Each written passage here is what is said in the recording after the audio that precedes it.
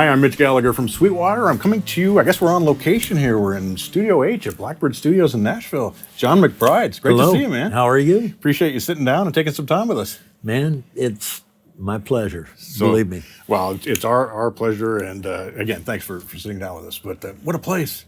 Oh, it's a good place. It's crazy. I love it here. Yeah. I will never retire. I mean, Why would you? I love what I get to do. I can't imagine ever retiring because I love it too much. Right. You know? Right. So you have the 9 studios now, right? Yes. In here, and then there's the rental, Blackbird Rental. There's the Blackbird Academy. There's all kinds of stuff going on here.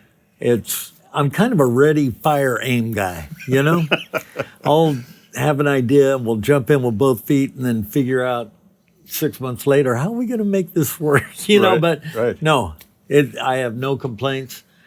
Blackbird is a wonderful place to record and to just bring your vision to reality, hopefully. Right, and so many amazing artists and engineers and producers, including yourself, have done so much work here. It's I mean, the legacy that you've developed here in, 19 years that you've been 19 years. January 15th will be 20 years, which blows my mind. That's crazy, isn't it? So how did it start out? Did you have just one studio and you built from there, or what was the genesis of it? Initially it's funny because I've worked with Martina forever, my wife, who's a great singer. And I always felt like the power of her voice and everything else, I always questioned, are we really capturing that on the record she's making? And so I thought, you know what, we should put a vocal booth in the garage or something. A place where she can come and sing, especially, you know, if she's in the mood at 10 o'clock at night, Yeah, right. So couldn't find a vocal booth I loved. So now here we are. So this is one giant vocal booth. That's what it is. Yeah, exactly. You can do more than one vocal at once here. Yeah, right. In '97, I sold my live sound company to Claire. And it was a very bizarre part of my life, those 5 years until 2002 when I started this, because I had no debt. I was kind of lost. Fear is a great motivator. And when you're in debt, you know, you always have that, oh my God, I have to, you know, do this, do that, and it helps motivate you. Right. And so when I originally got into the live business, which was 1980 or so, I had gone to the banks in Wichita, Kansas, where I grew up, to try to borrow money to start a studio, because I'm a huge music fan, and I wanted some type of involvement with music. The banks pretty much laughed at me. So anyway, I ended up going live, you know, with some live gear. Went around Wichita and put up little things at the bars, PA for rent, and somebody called, and next thing you know, that got busier and busier, and I went and got a bank loan to expand to where I could do concerts actually, as opposed to clubs. Went through the SBA because, you know, the music business is a risky business in Kansas, okay? Right. And they agreed to lend me $75,000 to where I could have enough gear to do a 2,000 to 5,000 seat venue. And the only stipulation was they would make me the loan, but they needed my parents' house for collateral, which was worth about $75,000 at the time. Right. My parents were crazy, and they said, okay. Wow. And you will work some overtime if you think about your parents being homeless. Or at least I hope you will. Right. But I did. And so I've always had, you know, I've got a really high tolerance for risk. I'd rather just take the chance, even if I fail, than not take the chance. Right. And that's just been, it's kind of been a blur ever since. In 1990, January 1st, Martina and I moved to Nashville. We've been married a couple of years. And we came here not knowing really anyone. And in a year and a half, she had a record deal. I was production manager for Garth Brooks, and I thought, only in the movies does this happen, but it really happened to us in real life. Yeah. So we moved to Nashville.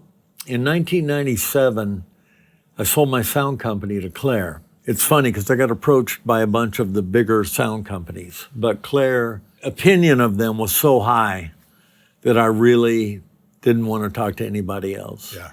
And it worked out, and here we are 24 years later, and it's going great guns. It's, you know, it was a win-win, win-win-win. That's awesome.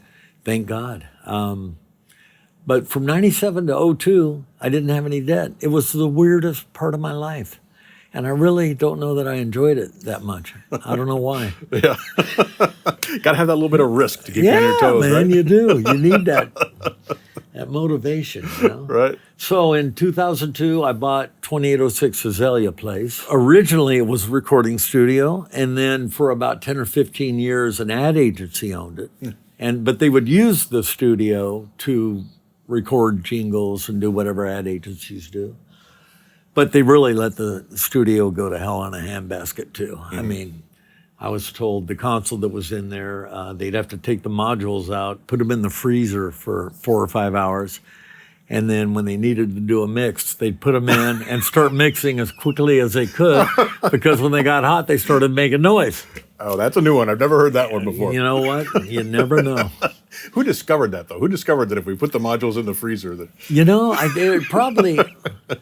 Normally in a studio, you never turn off the main console. Yeah, right.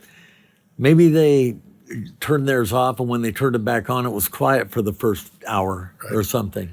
Yeah. I'm guessing. I don't know. That's a great one. I know the guy's number. I should call him and ask. But you know, audio people, you will figure out a way to make it work. You know, guys like Tom Dowd, you know, who was a pioneer and really set the bar up here. Yeah. He was having trouble with plosives, so he put the pencil in front of the mic and fixed a problem. Right. And I love that kind of thinking, because it's out of the box thinking. Yeah. And you need to think that way often. So besides the amazing rooms you have, just the spaces you have here, you've got an incredible gear collection as well. I'm gear Whether queer. it's There's no microphones or guitar amps or, you know, on and on and on. It's well, incredible. that is one of the unusual things about Blackbird. We own, for a studio, we have a ton of band gear. Most studios don't invest in band gear because it just doesn't make that much sense, I guess. But I always thought of it as when an act comes in to record a record, I look at them like they're a painter. And you want to give them every color on the palette to paint their picture. I never want the studio to be the reason you didn't get your song the way you wanted it. You know what I mean? So it started when Vinnie Colaiuto, one of the greatest drummers, maybe the greatest drummer on planet Earth, came in to do a session early on. And I met him, and great guy. And I said, Vinnie, what kit would I need to have here to keep you from bringing your own drums? Or what would you want? He goes, you know, just some old Gretsch round badges. A 50s Gretsch round badge, 3-ply, that's a great sounding kit. Well, you don't stop there. So then we got Camcos and Rogers and Yamahas and Tamas and Craviotto. You know, the list goes on and on, Joyful Noise. We just kept getting more drum kits and snares as a single thing, because a snare is a really, really personal part of that song. It really sets the tone for a lot of things. And sometimes you need, you know, a Keplinger big boy, you know, right. You won't hear the guitar rig because the snare is so loud, but it sounds great. Right. And then, you know, from pancake snares, we've got some old 1917, 18, 19, 20 in there snares that were standards, which ended up becoming the Black Beauty. And so it's all colors on the palette, and you just want to be able to inspire the players, because the more inspired they are, the better the recording is and the better the song is. So. Yeah. And then you know, guitars, same thing, basses, lots of pianos and B3s and Whirlies and Rhodes, which are expected. But we're starting to get into synthesizers more, and it's just more colors. But I really am proud of the fact that we have such great band gear here that in theory your band gear truck could break down and you could still record a record, you know? Right. Yeah, you got it all covered. Yeah, I love that. Yeah. There's also a lot of Beatles memorabilia around here. Oh, there is. I'm a Beatle freak. That's what got me going. Yeah. You know, it did. That music, I always say, it just hit me in the DNA. And I love it so much. The reason I named it Blackbird is a Beatles song, you know? Yeah. It's, I thought about, Strawberry Fields or Glass Onion or some other, Yeah. or Walrus Studios. I don't know, Blackbird has a ring to it, though. But I like it. I really do. I like it. And you've continued to keep on top of technology. You've got Atmos rooms here now. We do. Immersive audio has become a real thing, particularly after Apple announced that they are going to release all 75 million of their songs in an immersive type environment, which really helped motivate the labels, I always say the higher the quality at which you experience music, the more emotional it becomes. And I really believe it's true. I've listened to a song just playing through my little computer speakers, and I'm like, nah. But then I heard it in the control room, and I'm going, oh, God, it's killing me, Anyway, but it's true. It matters. And I'm glad that it seems like it's starting to matter more again, because it should matter, Yeah. If you're going to be a bear, be a grizzly. If you want to really experience music, experience the best way you can.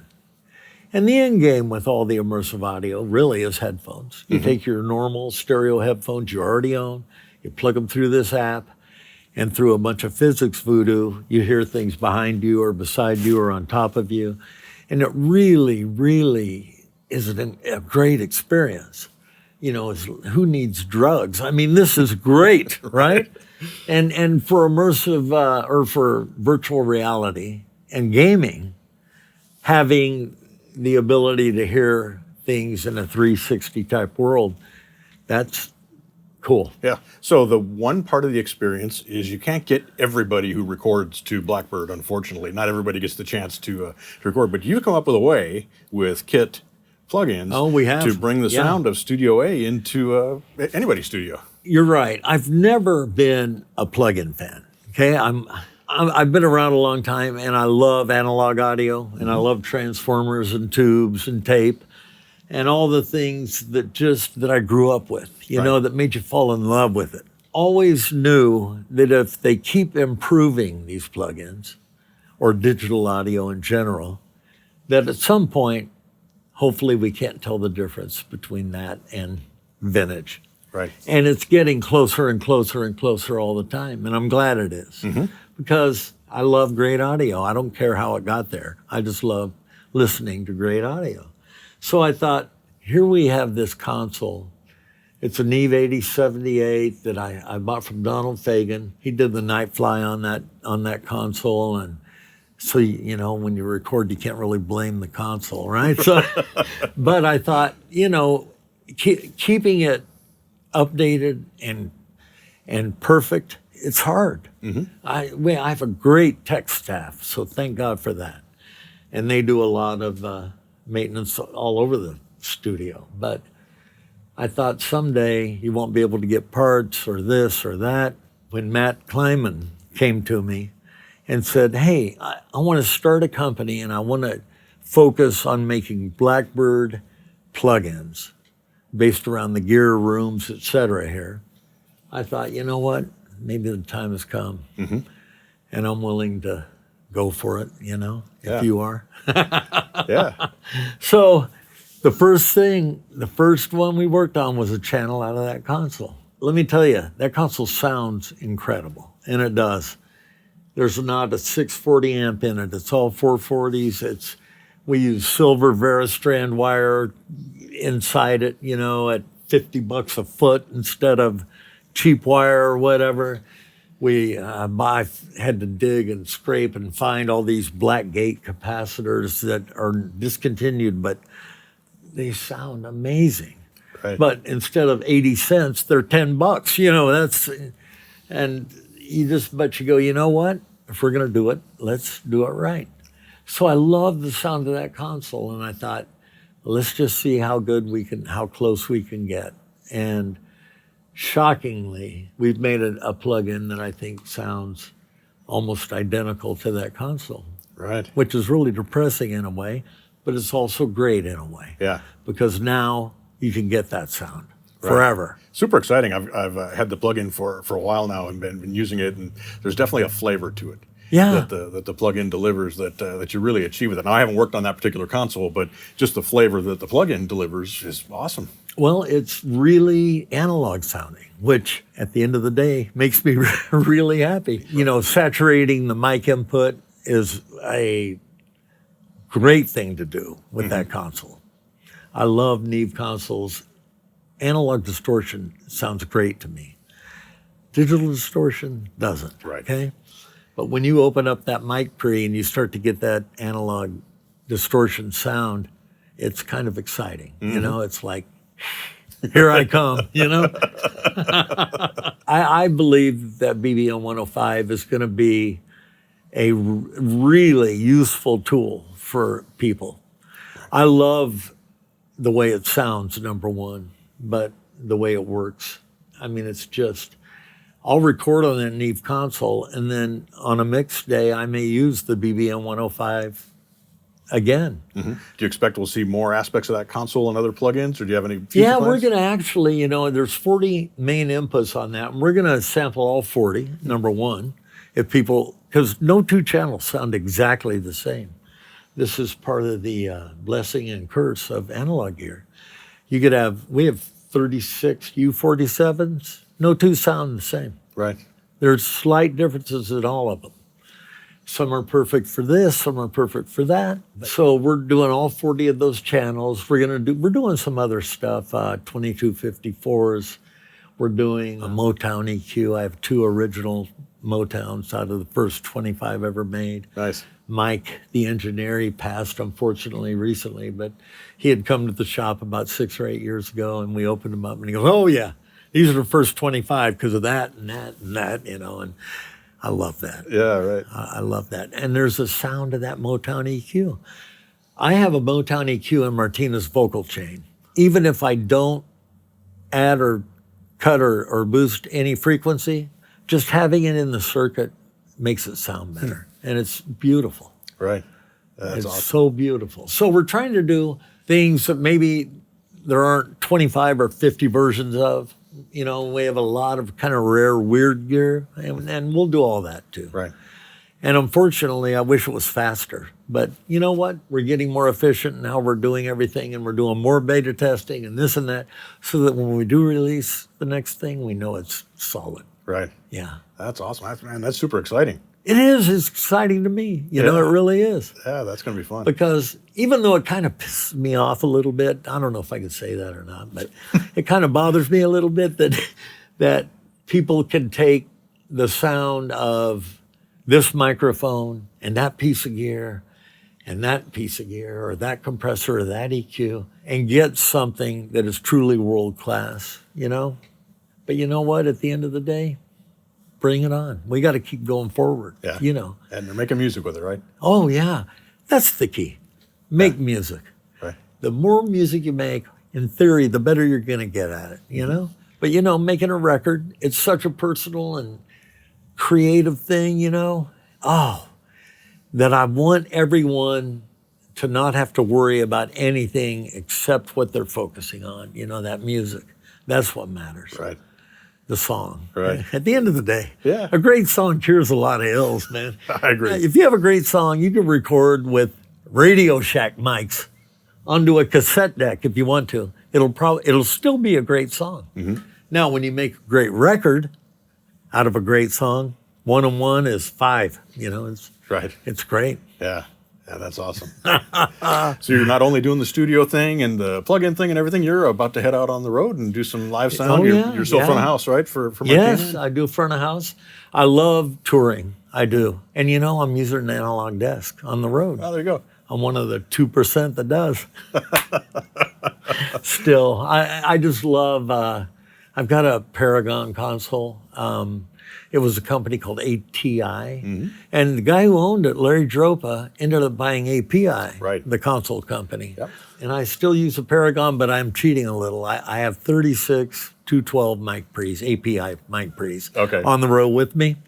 And I go through those, and it's kind of great. Yeah. Even though the ATI mic pre's sound good, but if you can get a little bit better, why not? You know?